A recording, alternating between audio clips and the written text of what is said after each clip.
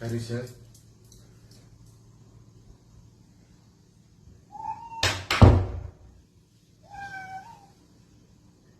ஏப்பா வெள்ளக்குட்டி முடியாதுடா, முடியாது முடியாது, கஷ்டம்.